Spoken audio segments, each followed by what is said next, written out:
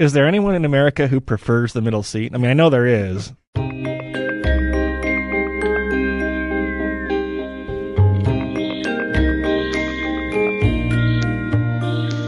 Hello and welcome to the 538 Politics Podcast. My name is Jody Avirgan. President Trump reversed course last week and signed an executive order aiming to keep families that cross the border illegally together in federal custody. His previous zero-tolerance policy had separated children and parents and caused a political firestorm. This is a rare example of the president backing down, but he's also indicated that he plans to put immigration front and center for the midterm. So we're going to talk about what we learned from this past week and what we can expect going forward with this issue. Here to discuss it all, Editor-in-Chief Nate Silver. Hello, Nate. Hi, Jody. How's World Cup fever? I felt fairly feverish, I would say. Like a low-grade World Cup fever? Yeah. Yeah, that sounds about right. Senior politics writer Claire Malone. Hello, Claire. Hey, Jody. And here, second week in a row here in person. What a treat. Perry Bacon Jr. up from D.C. Hey. I have watched 0 World Cup games. Okay. I'm a terrible person. Now, confirm. It only happens once every 4 years. I know. I'm admitting I'm not. Yes, I'm admitting that. Now, Perry, can you confirm for listeners that you've just been sitting in this seat for the last week straight, and we just came back and recorded the podcast? All I've done is looked at my phone and read poll numbers about this child separation policy. He's ready to go.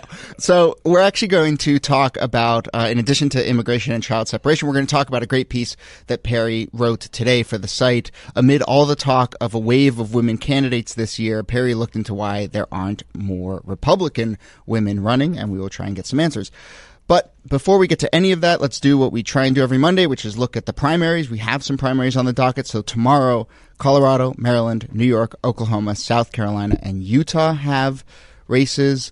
Perry, you want to jump in with just anything you have your eyes on? You know, I live in the D.C. area, so I'm looking. So the Maryland governor primary, I think there are 6 Democrats lead in the race. Interesting because the 2 leading candidates are both black men. Ben Jealous, who's the head of the NAACP for a long time, Rashern Baker, who's the county executive, one of the counties in suburban D.C. So it'll be interesting in that sense, in that they've been duking it out, and there aren't a lot of non-white governors. So it'll be one thing to see who wins the nomination. But the most interesting factor, of course, here is that Larry Hogan, the Republican governor, is actually very popular. Mm-hmm. He's definitely moderate compared to most Republican governors. He's not necessarily, I think he's pretty conservative on most issues, but he's personality-wise pretty moderate. He's very popular, and it's going to be hard for the Democrats to beat him, even though this is a big Democratic year, and Maryland obviously is a very left-leaning state. So I'll be watching to see which candidate emerges. Ben Jealous is more of a Bernie Sanders Democrat, so particularly if he won the primary, it'd be interesting to see if Maryland is moving, because Maryland's Democrats are usually sort of more establishment-ish. So if Jealous won, it'd be an interesting race as well. Claire, what's keeping your interest? Well, guys, you might remember a man named Willard Romney, a.k.a. Mitt. Mittens? Mittens.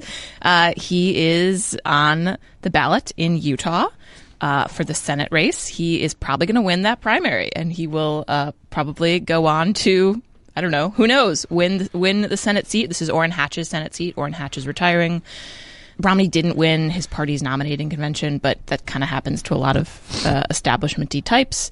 So that's kind of what I'm watching, which is the 2012 redux and sort of what it looks like to have this guy who came out very much against Trump. He sort of, I guess, in the past few months tailored some of his politics to be a bit more of the 2018 Trumpy Republican Party. Romney has always been pretty hawkish on immigration, so that's something that is in some ways played into his politics. This goes back to 2012. We all might remember the phrase self-deportation. Mm-hmm.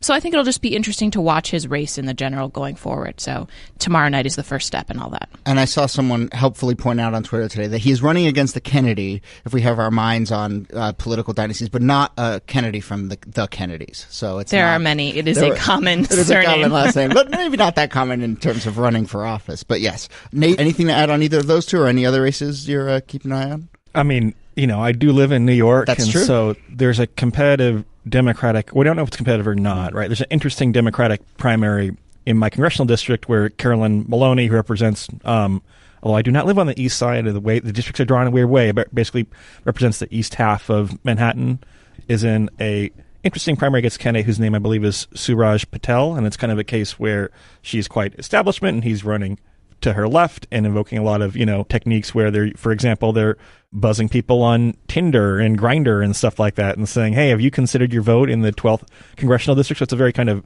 modern / annoying, one might say, campaign. It's a very New York election. It's a very New York election. And there's a number of other elections in New York. There are a lot of elections where divide, right? It's kind of like, would you bet on any one of these various elections being an upset? No, but like hopefully there'll be, I don't say hopefully, I mean like hopefully there'll be like surprising developments that make the live blog we're doing more dramatic and interesting. People should know that New York is weird in that the gubernatorial primary and the attorney general primary are not until September 13th. Yeah. We'll probably on the live blog talk a little bit about what seems like a failure by Cynthia Nixon to gain traction against Cuomo. She's another Democrat running to the left of an establishment Democrat in the primary, yes. Yeah, but I mean, it's an interesting case where the opinion about Cuomo and kind of, I think, New York City elite media circles is a lot different than it might be about New York Democrats overall. On the other hand, September 13th is still like quite a long way from now. But, it's neither the best nor the worst of the many primary nights that we'll have. But it is kind of a case of... But go to our live blog. Go to the live blog. No, but it's a lot of fairly, except for Utah, obviously, between Maryland and New York, it's a lot of fairly blue states. And so this might be the night when the storyline is about how our Democratic insurgents swing against Democratic establishment candidates. Though there is one Trumpy storyline in New York on Staten Island. Of course, Michael Grimm, who, if we were to list the amount of baggage Michael Grimm is currently carrying with him into this primary, it would take a long time, but he is attempting to make a comeback, very much embracing the Trump mantle against the more establishment Republican. So I think that will be an interesting race, and he's been really seizing on this immigration. So that race, well. I'm sorry, I'm not thinking about that's another really interesting one to keep our eye on. But and that is a race where I think most the Cook Political Report and so forth would characterize that race as a very good Democratic pickup opportunity if Grimm in the primary, if Grimm wins in the general, if Grimm wins in the primary. Yeah. So again, we are doing a live blog. All of the voices you just heard will be there, and it will make it incredibly engaging. Join us tomorrow night. But let's move on and let's talk about this past week's developments on immigration. But first, let me tell you that today's podcast is brought to you by Finn. Finn is the perfect personal assistant you never realized you needed, available 24/7, 365 days a year. With Finn handling the tasks you're not so keen on, you can get a ton of time back to focus on the things that matter. Using Finn can be a real game changer. Finn can take care of all the aspects, say, of planning a trip, flights, dinner reservations, a hotel within minutes of where you want to be for meetings, visiting friends and relatives. You don't have to lift a finger to have someone help organize an amazing trip. Finn mixes the best of human and artificial intelligence to deliver a top flight service to manage your calendar, book appointments, take care of travel plans, pay bills, research and buy products, everything a great assistant can do. Finn learns and remembers your preferences, like that you prefer aisle seats, or it knows your default meeting lengths should be a certain length, or your favorite restaurants. If you're someone who doesn't have 40 hours a week for an assistant, here's the best part. You pay Finn only for what you use. Once you try Finn, you're going to love it. You can try it for free. Just use this link, fin.com/politics. That's fin.com/politics to try Finn for free. Once again, fin.com/politics. Aisle seat or window seat, Jody? Oh, window all the time. Claire? Aisle. What? Perry? Aisle. Window. Yeah. I like to look out. It's cool. There's cool stuff out there. Is there anyone in America who prefers the middle seat? I mean, I know there is. If you're listening. Young children who like to be nestled safely in between their parents. Wow. But if you're someone who prefers the middle seat, send us a note. We'll give you a shout out on the show. I guess if you're really question your choices. If you're really sociable and flirtatious, right? If you want to try and on airplane. Really forward up on the airplane. Yeah, I'm just really I'm thinking about the person in the window and the aisle seat sitting around the person who's like, I choose the middle because I like to talk to people on airplanes. All right, let's move on to immigration. As I mentioned, we have Trump's executive order, continuing fallout from separating families, Trump revving up immigration as an issue for the midterms, all in the midst of Republicans trying to pass some sort of immigration bill in the House. Last week, we talked about whether and how this would be a persistent issue, and that's kind of where we'll pick things up. I mean, certainly I will say that the fact that we felt like it was a clear issue for us to continue to discuss this week indicates that it does have legs and there is something going on in this moment. This is a big moment. So let's dive back in. But Nate, actually, maybe we can do a bit of a mini good use of polling, bad use of polling here, because there are a lot of people out there with takes. People have been flagging it for us about how this issue is polling. some people are pointing to specific polls around child separation. But then also I've seen some articles that say stuff like, well, Trump's approval rating is back up, or the generic ballot has tightened, and this proves that this issue has helped him. So putting aside the actual issues, which we'll get to, is there reliable polling at this point? Are we far enough into this to look at hard evidence? There's reliable polling. The polling's pretty consistent on the question of how popular is this policy, or at least the policy as it was before it was revised, in whichever direction it was revised, right? And that policy of separating families is unpopular to a large degree than the usual 50-40 against Trump partisan split. I think most of the takes about like kind of the trajectory of polling overall are kind of dumb, to be ingenerous or ungenerous, for the reason that like we have lots of different news events going on at once. I think there was some evidence that the North Korea summit, which happened, believe it or not, only the week before last, was viewed positively by voters. Is that right, the week before last? Yeah, I mean, it seems so weird, right? 13 days How ago? can that possibly be right? But yeah, whereas this seems like it's a negative, and like, so depending on the timing of the poll, maybe they're pulling in different directions. I mean, overall, as of this taping, we show Trump's approval rating at 42.3% on Monday late morning, which is kind of in the range where it's been for several weeks. It wouldn't surprise me if it's 41.6% in a couple days, or 42.9 or whatever, right? But we'll see. But it's actually too early to be too confident about that, because like, you know, you'll have a poll come out that was conducted like a week ago, and there's a lag between when the poll comes out and the data it reveals. You know, we have seen kind of some numbers on either side.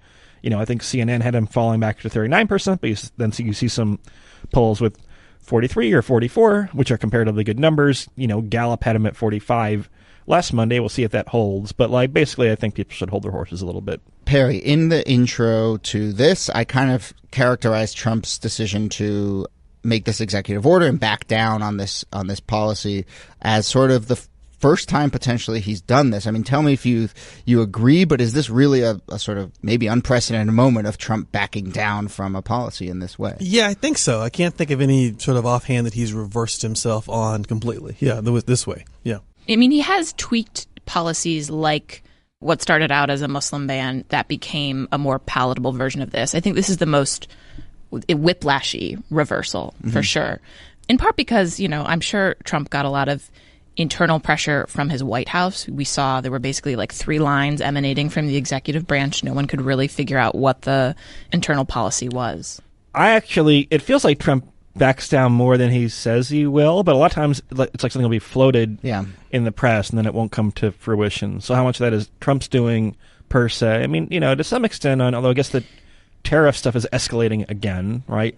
But that seems to be a case where there's constant escalation and de-escalation in a somewhat unpredictable fashion, I would say. I mean, you know, one could argue that Trump backed down in some ways on North Korea.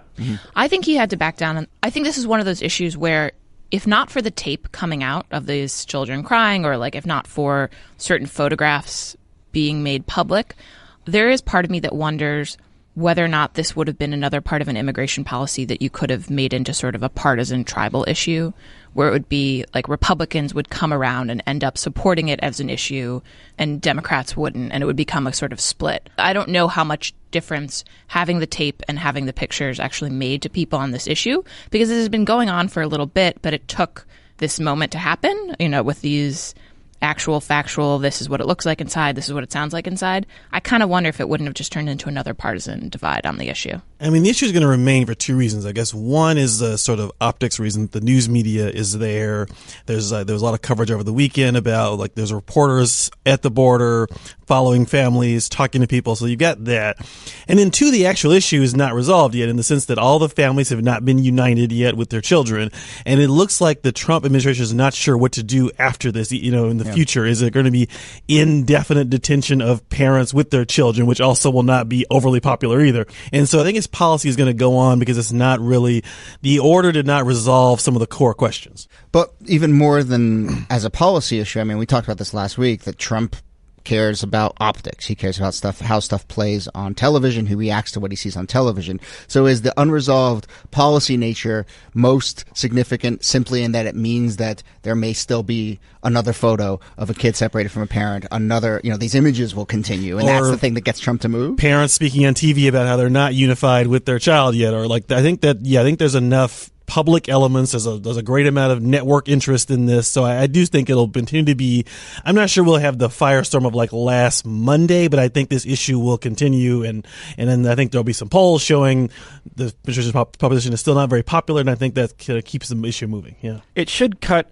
this past week a little bit against the take that you sometimes hear that like Trump is a master of the moving image and understands how things play emotionally.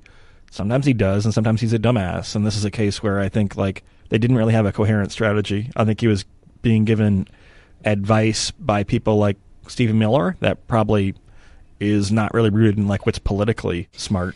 Yeah, we had a chat about this last week that we published in a Slack chat, and it was about how the White House seems to, on this issue in particular, kind of lack someone who's an overarching political thinker about these things.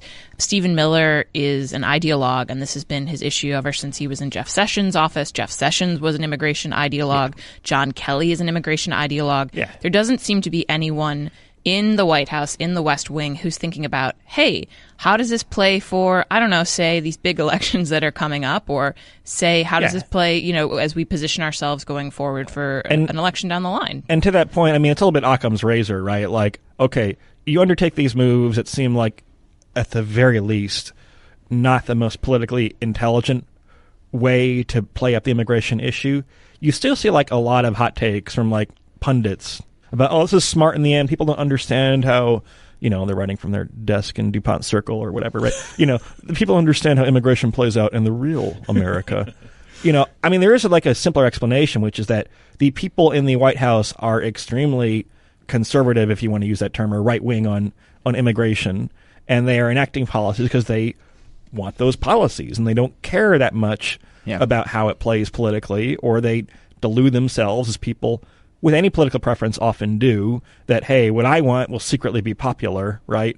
I mean, yeah, Occam's razor is just that, like, there are large elements of the White House that want very restrictionist immigration policies, and they don't care how it looks. And they've been given a big bully pulpit through... Yeah, and that Trump is sympathetic to that on the one hand. On the other hand, probably is concerned about the way things play on television, so he's conflicted and has this, frankly, rather incoherent strategy so far. So what I expect is this week, now that the policy debate is a little bit less clear, they move their position, you're going to hear two things. One is that the whole Sarah Huckabee being denied service, we can talk about how important an issue that is, but if you're the Trump White House, I think you're going to play that up. Because immigration policy, hard, Democrats being uncivil to you, easier. My guess is the base agrees with them on that.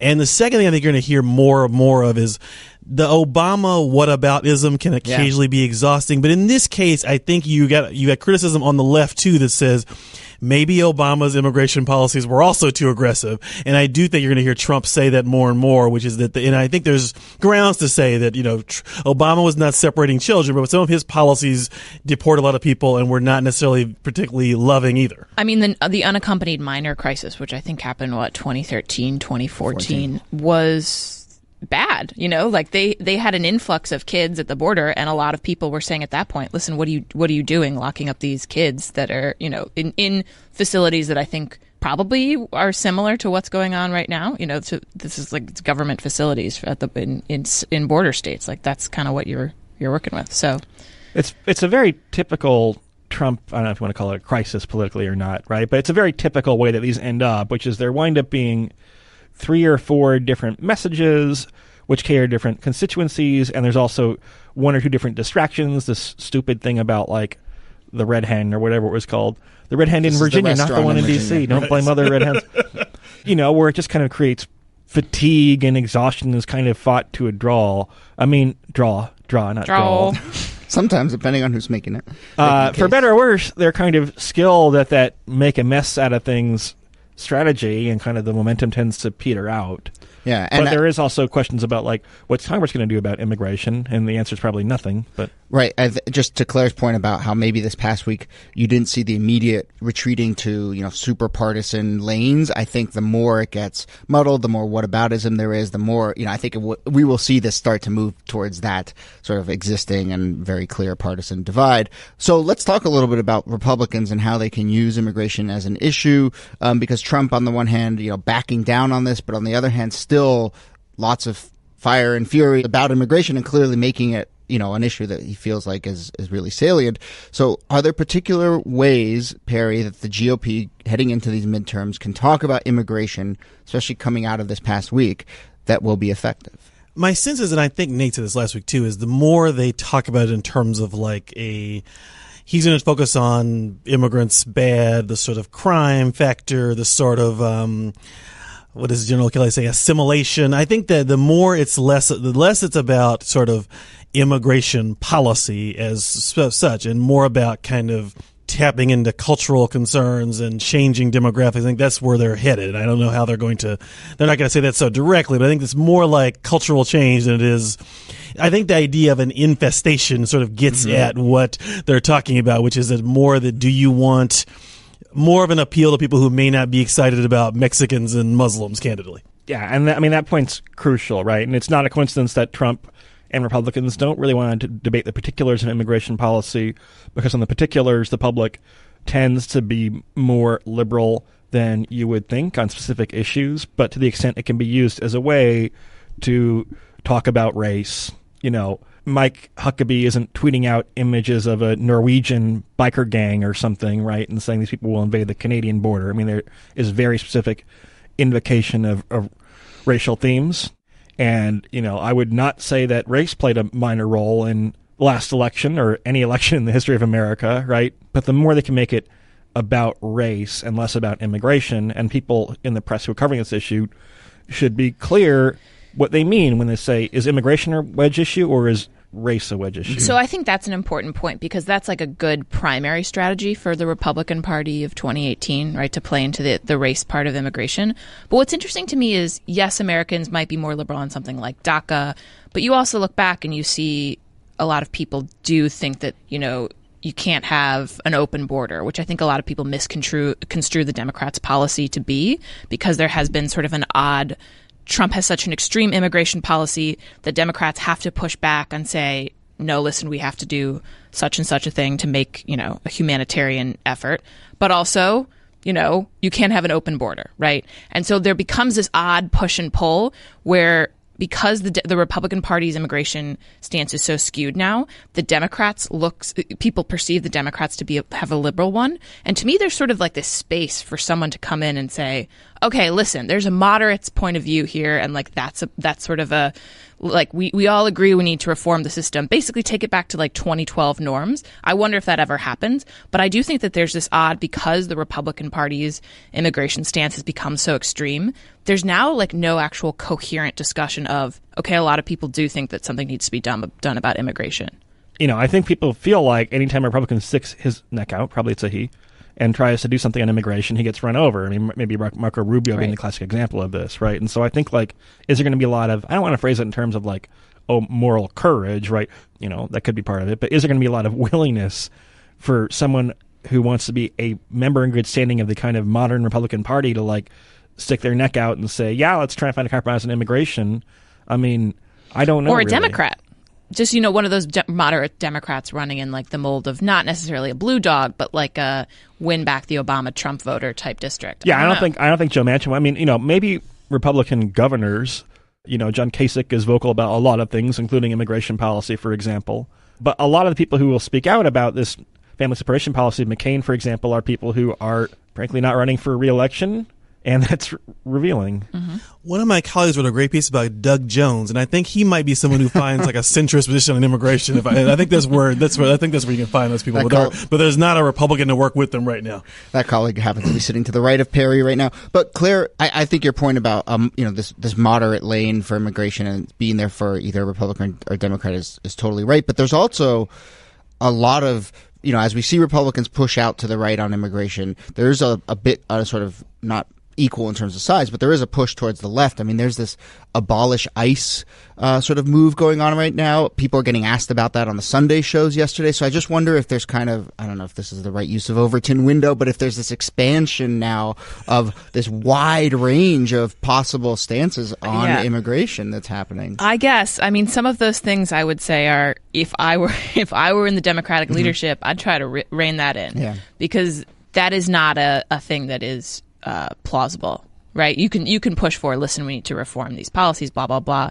But I think when you say things like, we need to just completely abolish this agency that has valid uses if used correctly, this is from the Democratic line, you just can't. I think that I agree with you that there is now more space for someone on the far left to say, oh, we should do this sort of thing. But I think that kind of plays into, frankly, bad politics, reacting to a Republican extremism by having your own liberal extremism. Listen, like look at where the Democrats' policy on immigration was, 10 years ago when Obama was running for office. It was much more moderate. And I think the Democrats you kind of risk playing into the extremism of the Republican Party when you start saying stuff like that. I'm not sure about immigration policy. Like the ICE idea seems radical to me right now. I've noticed that even, Kamala Harris is pretty left on immigration, does not want to go there. So I'm guessing it's not going to be popular right now. I'll be curious in a Democratic primary if they end up being pushed there, and my guess is they'll end up being Well, it's pushed. hard in California because that's such a Right. I mean, California is literally like the sanctuary state if you're going to put it like that. So Harris is kind of put in a weird position Right. for 2020 if you have to have that sort of stance for your state, but then maybe that's not where everyone else is at in a 2020 general or a primary. But I tend to assume immigration is really a proxy for racial Right. discussion, and therefore I'm not sure there's any sort of what the middle on racial issues looks like is somewhat complicated. Look, I think this gets into a debate that plays out in lots of ways for the Democratic Party, among Democrats, I should say, about like, should we be seen as like the reasonable party, or should we be kind of the mirror image of Republicans where we try and push things as far as we can to the left, push the so-called Overton window to the left, meaning, you know what, we're never going to abolish ICE. However, if we frame that as the left wing of the discussion, instead of saying, kind of immigration reform or whatever Marco Rubio wants is like the left wing or whatever, then that reframes the discussion. I haven't evaluated that strategy empirically, but I don't know. I mean, in this stupid like red hen controversy, there's a little bit of echoes like that too, where it's like, we want to say no, the Trump administration is so unreasonable that the press secretary shouldn't be able to sit down and eat dinner at my restaurant, right? That's like, that's not the Obama, you go low and we go high mantra of the Democratic Party. But I don't know. I mean, we should probably do a segment sometime on like how has Obamaism,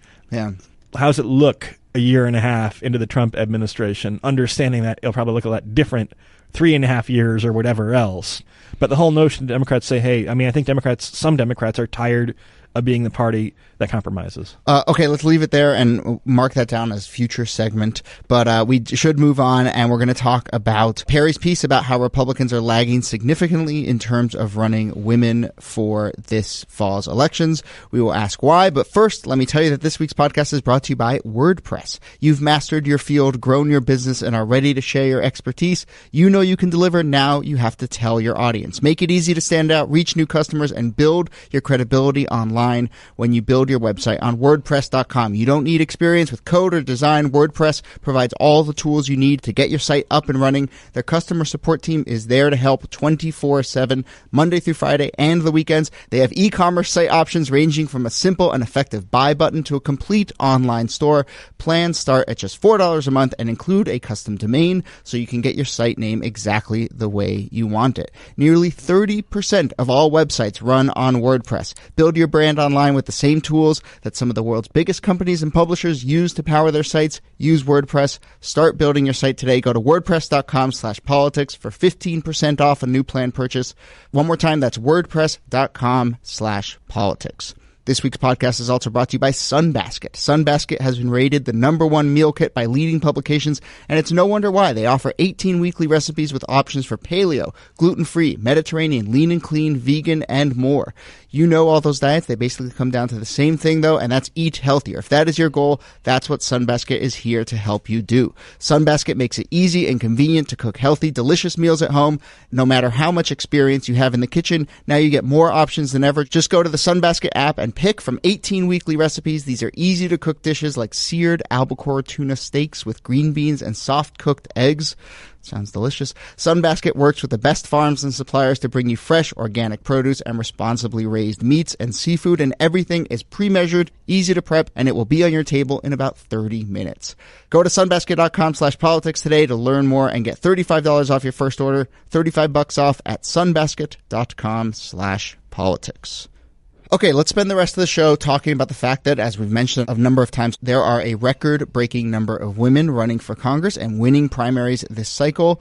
But, as Perry points out in his new piece today, it's not happening to both parties. The majority of the increase in women candidates is among Democrats, and that reflects a dynamic that already exists in Congress.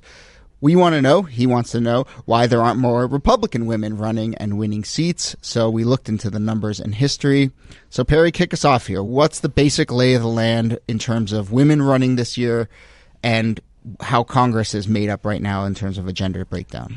The initial impetus of this piece was, if you remember last year, once the House passed the health care bill, Mitch McConnell initially created a committee of people to write the Senate health care bill, and it was all male. And there was a big discussion about that, but part of it was quickly that there are 5 women Republicans in the Senate, so it's not that many to start with, and Susan Collins and Murkowski were probably to the left of where they wanted the bill to be, and they ended up voting against it. So that was a clue as to why that happened. And so I looked into this for a while, and then the story has kind of moved to the point where you're seeing this wave of female candidates. But again, if you look at them, the candidates, let me look at the numbers here, but again, the wave of female candidates was heavily on the Democratic side, to the point where we have 300 Democratic women have filed to run for the House, 118 Republican women, 105 Democratic women have won House primaries, 25 Republican women have. And so the 2018 numbers, while sort of jarring, are not that different from past cycles, because there's always many more Democratic women running and being elected than Republican women. And the story got into sort of the political science of why that is. So we'll do some of that context, but just in terms of those numbers you read, this wave of women that are running, I think it's undeniable we're seeing around the country. Is it hitting both parties equally in terms of proportion?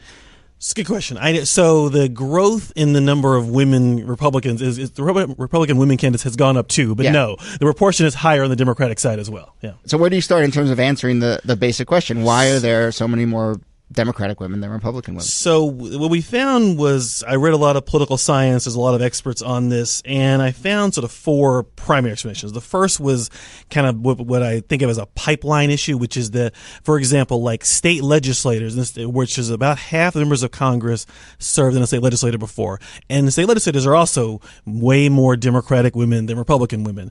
There was some scholarship about like the kinds of people who run for Congress tend to be in professions like law and medicine and things like that. And that's also more Democratic women than Republican women. So that's part of why. The second factor was on the D side, you have a lot more encouragement for women to run. You have Emily's List being the big factor here. And I think Emily's List spent $45 million in 2016, and the equivalent Republican group is called Maggie's List, and it spent $250,000, so like a lot less. So there's not a big group on the right that's doing this sort of encouraging women to run. Susan B. Anthony List used to do some. Susan B. Anthony does some of that. They also have very low fundraising compared to Emily's List. The third thing we found is that it's really hard for Republican women to win primaries, and that is, voters perceive Republican women, and I think also Republican non-white candidates for that matter, is the same finding, tend to perceive them as more liberal than males, even if they have the same actual conservatism. So in general, there is some evidence based on voting records that Republican women, as state legislators at least, are a little bit more to the left compared to men. And so therefore, Republican primaries now are often a test of conservatism, and so therefore that's a problem. And the fourth one I found was a retention issue, which is that the Republican women elected to Congress tend not to stay as often as the Democratic women. And some of the scholars I talked to said that was a bit of an upward mobility issue, which is that if you look at the Republican leadership, I think there's one woman in the Senate and the House combined, versus obviously you have Pelosi, and you also have a lot of other Democratic women in leadership as well, suggesting that there's something about the two caucuses in which women can rise up more, may want to stay more for that reason, in the Democratic caucus, but not the Republican one. And so at the end of the piece, I sort of speculated if you want to get more Republican women in Congress, it'll probably end up, you probably need to have people like Marsha Blackburn, who are very clearly conservative, who are running in primaries because they're going to fit the conservative bar. They can win. And then if you're in Tennessee, if you win the primary, you're likely to win the general election, although that may not be the case this year, because then you're in a state that's red. Mississippi just appointed a woman to be the Republican senator there, and she'll likely win. Her name is Cindy Hyde-Smith because she's running in Mississippi. It's so interesting to me, this stuff about perceptions of female candidates as being more liberal than male ones in Republican primaries. And to me, a lot of this goes back to the 70s and the intertwining movements of the fight to legalize abortion and just the feminist movement in general. And I think they became so intertwined and were such a democratic leaning movement. Obviously, the pro-abortion cause was championed by the Democratic Party, not by the Republican Party. And it has become such a thing where women in politics are so often intertwined with abortion. On the right, they will often run as anti-abortion candidates. In the 80s and 90s, it was such a huge issue.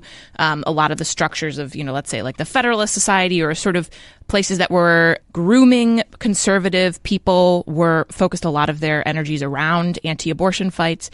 And that it does do a disservice to Republican women just to be a woman because you are so associated with a suspicion that a woman in politics inevitably has to do something with abortion, and most women in politics are for abortion. And so there's this kind of uncomfortable for Republican women thing put on them that has to do completely with the rise of women in public life, which really happened in the 70s, I think, with you see the Equal Rights Amendment and things like that, which didn't necessarily have to be about abortion. It was literally just a constitutional amendment, but it got so tied up with other things and things that were associated with the Democratic Party that it's kind of put the Republican women in a weird place for the past, 40 years.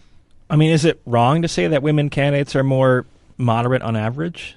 That's what I was saying. The state legislator data suggests that Republican women in state legislators at least actually are slightly to the left of Republican. But it makes sense because it goes back to women's liberation and the fact that a lot of the movements, birth control, the fact that a lot of women were pro-abortion rights because it had a lot to do with reproductive freedom gives you more choices for employment and more options to plan your life.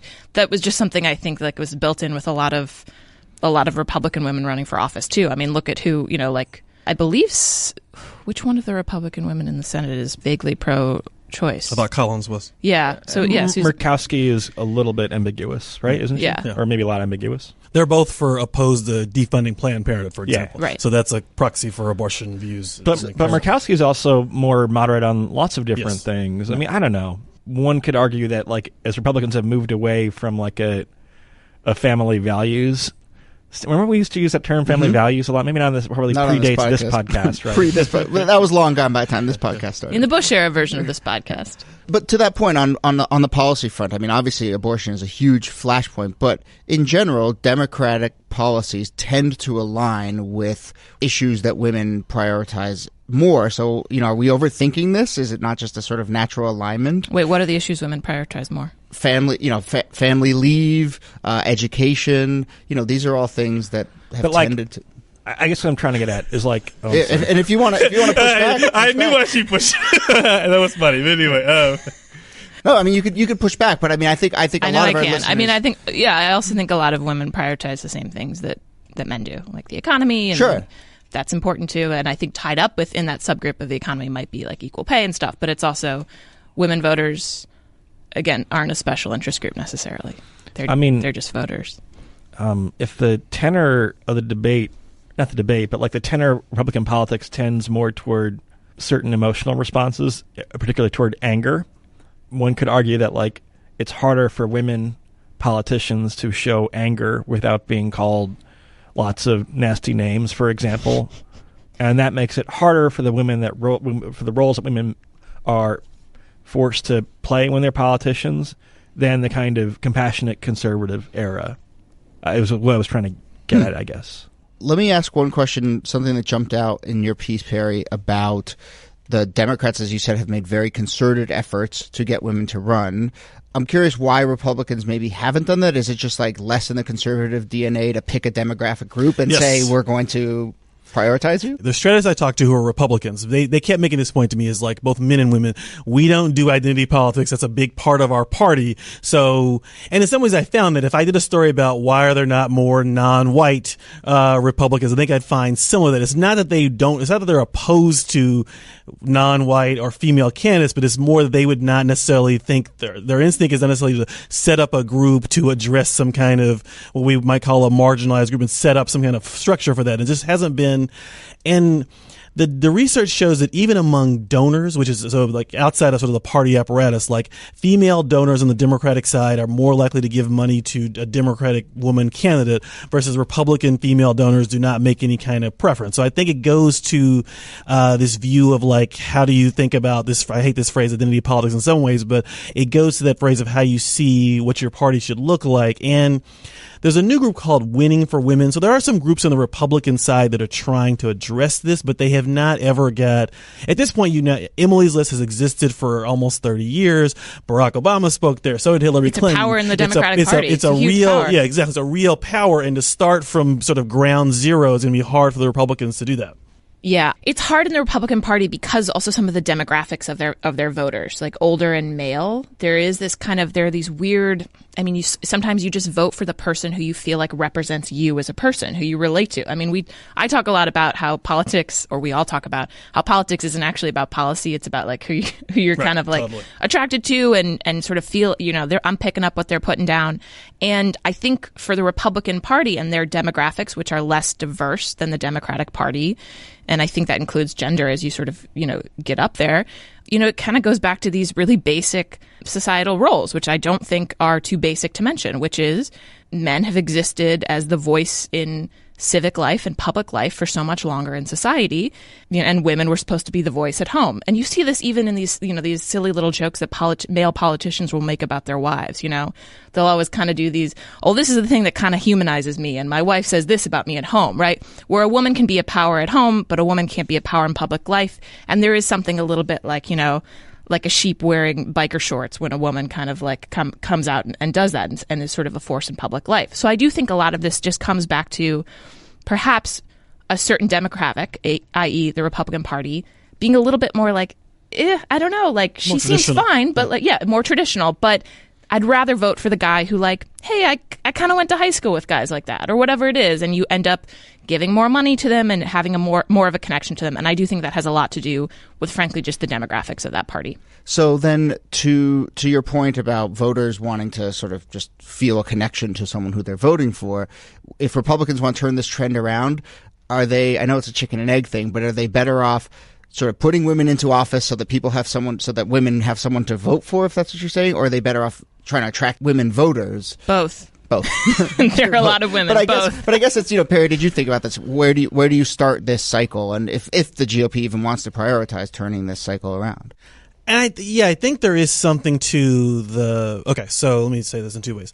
There's something ideological here, which is that, how do I say this? Like Michael Steele was the head of the Republican Party in 2009.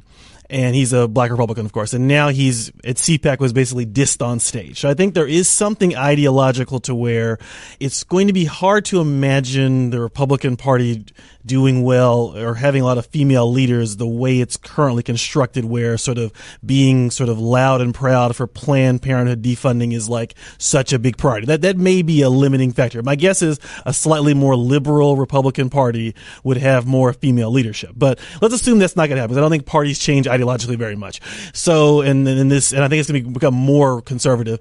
I think the other way to do this might be if you get a few more Marsha Blackburns, Martha McSallies, if you get the equivalent of Nancy Pelosi in as Speaker of the House, but who's a woman who's as conservative as Pelosi is liberal, I think that does suggest changing leadership. Because that right now, the model, whenever we talk about Republican women running for president, we talk about people like Condi Rice and people like, Meg Nikki Whitman, Haley, and people who I think are maybe a little too moderate for Nikki Haley was pretty moderate before she jumped into the administration. I wonder if the real moderate model that has got to be a fairly conservative. I know Blackburn's controversial, but she's more in the model of who male Republican conservatives would vote for because of her ideological views. She's so anti-identity politics that anti-identity politics is her identity politics. that is the kind of woman who wins Republican primaries. And it's so. Right.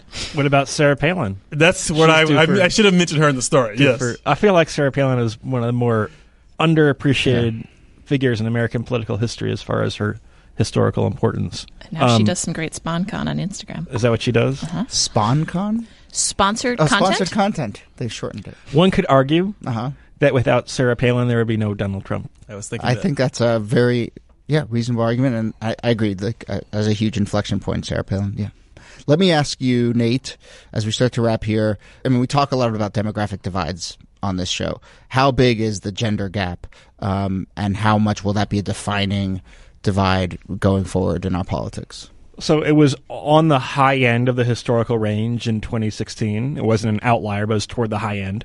And if you look at opinion among young women and men, it's an even wider gap. So among millennial women are extremely anti-Trump, whereas millennial men are kind of a little bit more on the fence. And a bigger gender gap than, so if that were to become the norm in the whole electorate, then you really would have a huge gender gap that would be bigger than the numbers we've seen historically.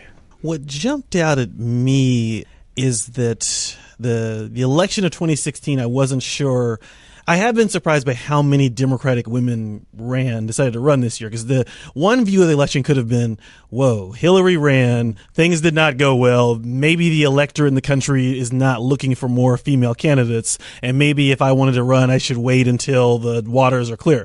But instead, the opposite is happening. We're having way more female candidates and a huge growth in them. In part, that's because if you're a woman and you're a Democrat, if you're a Democrat, period, we also may see record numbers of male Democrats running for the House. So I think part of what's going on here is if you're a Democrat, the numbers suggest this is a great year to run, and you also may really hate Trump and may want to run. But I do think, the women's marches and things like that have suggested that if we think 2016 was a rejection of identity politics, that's not how Democratic people, particularly Democratic women, have seen it. They're running more, not less. Well, you've also seen the culture embrace feminism more in the last 10 years in a very sort of corporatized way, as well as just it seeps into media and politics. It's just much more almost fashionable to be a feminist. You'll see it in Beyonce's art, and I do think that even though Clinton lost, there has been such a percolating in the popular culture of, feminism is cool and feminism is okay.